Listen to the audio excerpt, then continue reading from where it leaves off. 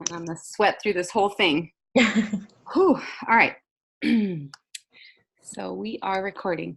All right. So this week we had chapter 13 and 14. And chapter 13, the first part of it, we needed to look at the action research, learning by talking by Kane. And the first questions asked, what problem did the author want to solve in his local setting in the learning by talking study? Sandra, you want to take that one? Yeah, so my answer was that the author wanted to solve the problem of training music teachers not willing to participate in whole group discussions. Therefore, and then I added the quote, the author wanted to explore how they could encourage trainees to learn from each other in stimulating educational discussions. Yes, I agree. Yeah. All right. So for, did you want to add anything to that, Victoria? I think I'm fine. That quote you used was perfect. Yeah, I think so too. Yeah, that's good enough. Yeah. All right. So for number 2, it said, what evidence do you find that the action researcher used a cyclical approach to his study? Victoria, you want to take that one? Yeah, so in order to answer that, I kind of went back to the textbook to define what that means. So in order for an action researcher to use a cyclical approach, it's meaning that if they cycle or spiral back and forth among reflection about a problem, data collection, and action. So in paragraph 7, the author stated like a specific sentence that stated that he was using a cycle approach. He said they reflect on each stage in order to generate new plans in a process that is often described as a cycle involving planning, acting, observing, and reflecting. Just in case I added another one too, under paragraph 23, the author wrote, this study has influenced my own practice. Having learned that conversations are more educational when I facilitate but do not participate, I try to teach less and listen more. Kind of goes back to that reflection part of the cyclical approach. And then I had a comment. I was hoping maybe we could add something that we saw in the methods section that described the reconnaissance phase as well, because he does talk about that part in his study. And then I also wanted to suggest that maybe we can add that he implemented that CC strategy in his classes and then shared his reflections. But you already said shared the reflections part. I just think maybe adding the two things, the reconnaissance phase and the CC strategy. Would you ladies be okay with adding that? Yeah, that's fine. Okay.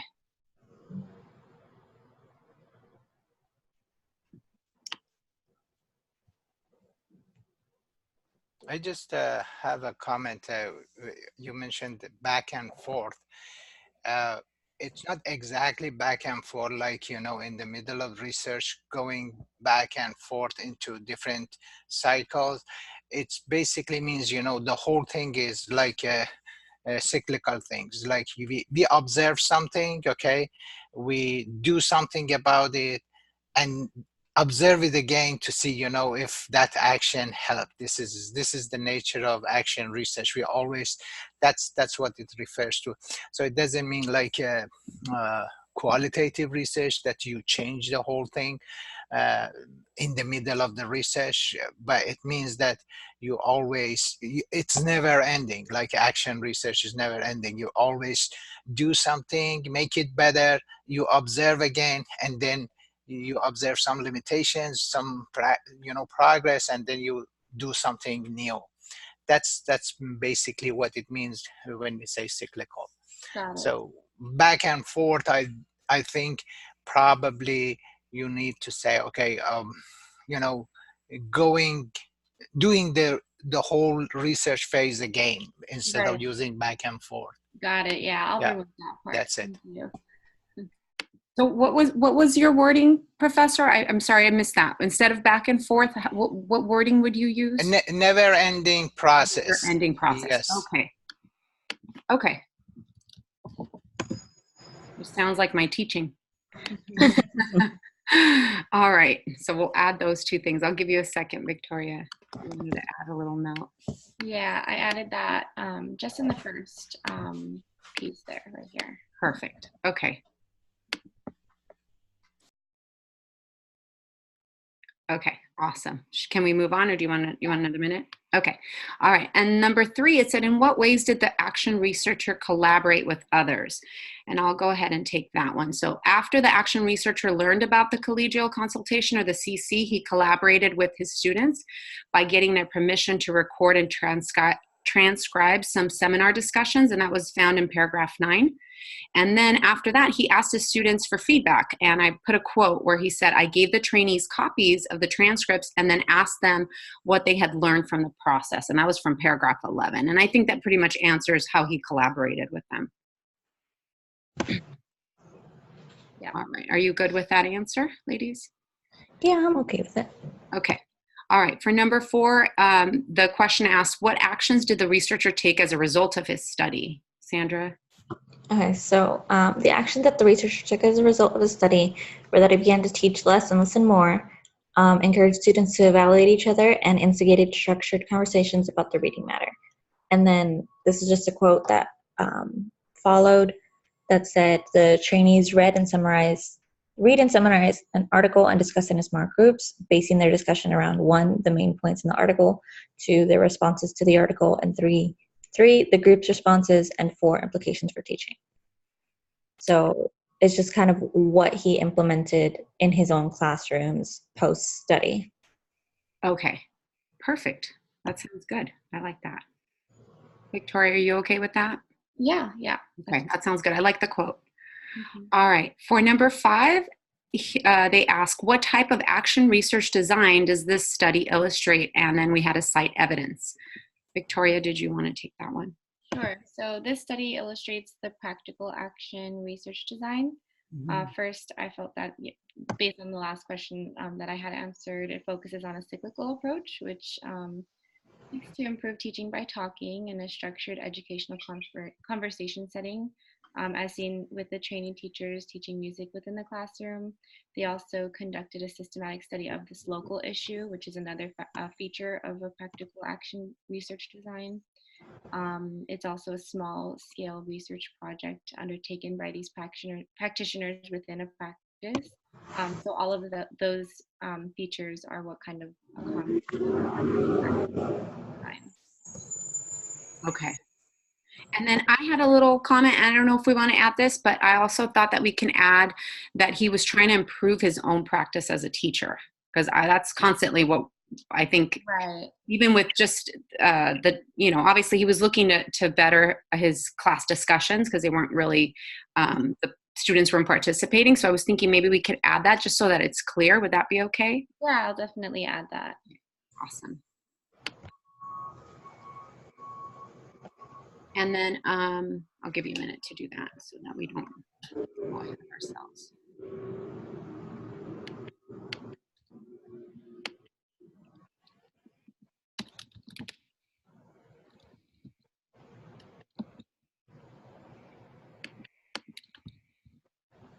I'll just add that quote for now and I'll fix it. Perfect. All right. Sounds good. All right. So for number 6, the action research study was reported as a formal research article. How else might the author have shared his project? So basically they're just asking us for ideas is the way I took it. So the author might have shared his project in many different ways. And I just gave a couple of ideas that I had.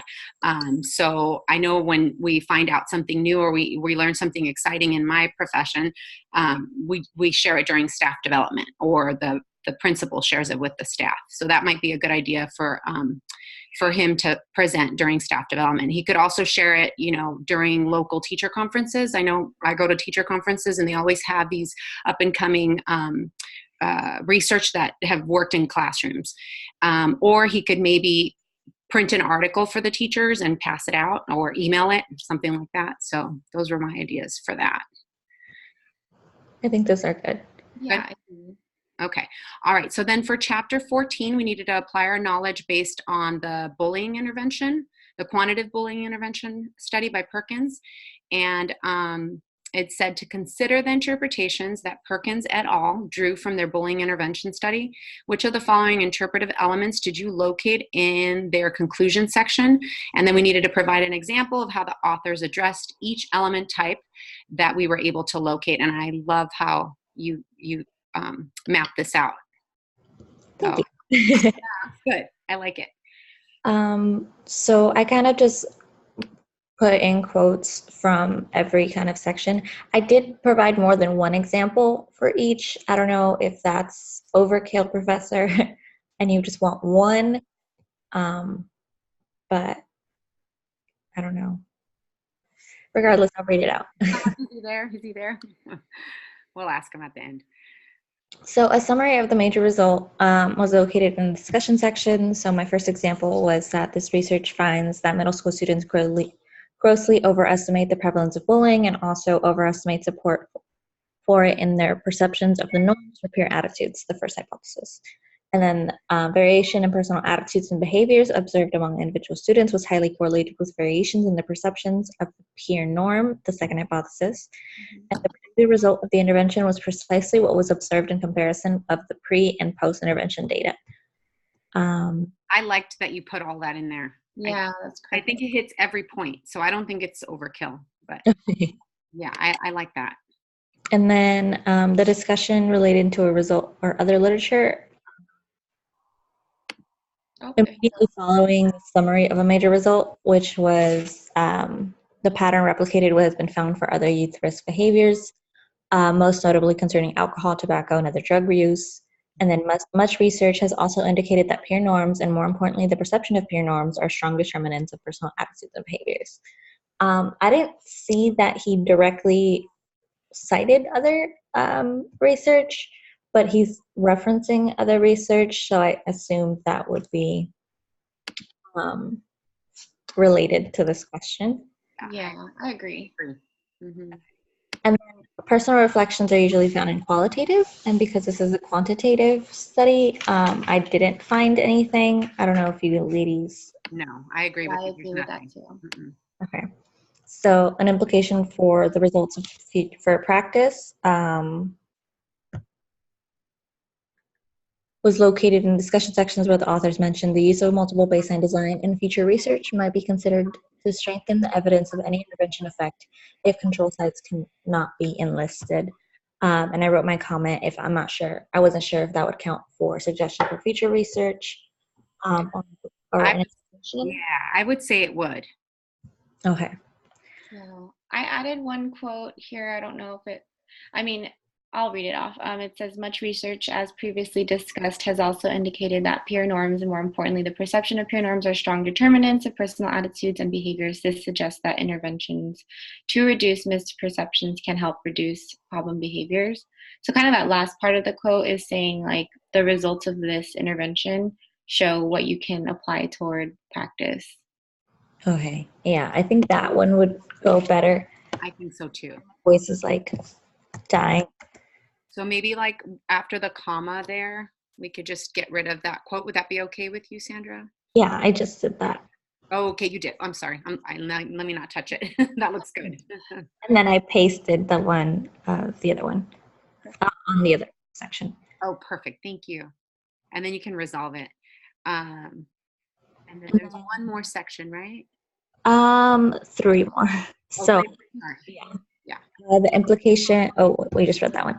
The limitations, also located in the discussion section. So without the availability of control site comparisons, one must be cautious in attributing the change observed in the intervention that was conducted. And another limitation of the study is the reliance on self-report measures for an estimate of actual bullying norms.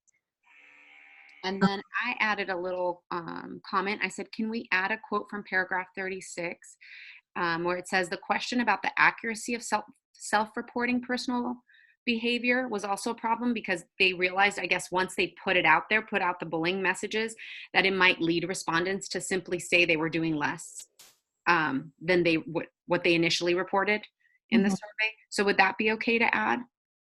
Or is that too much, do you think? I think that was another limitation of it. It's like, oh, okay, once you make them aware, they're going to be like, oh, no, I didn't do that. Yeah, that can be added. Is that okay? Mm-hmm. Okay. I'm just going to, oops, sorry. All right, well, I can do it later.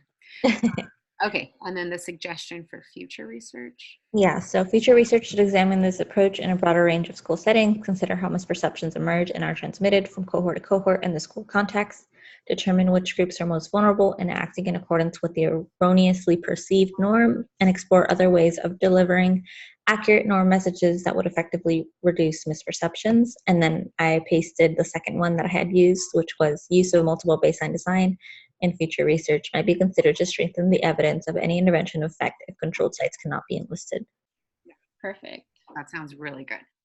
And then the last section was a statement to the overall significance of the study, which was just a quote from, I think, the last paragraph that just says, to conclude, this research suggests that a social norms intervention may be a promising strategy to help reduce bullying.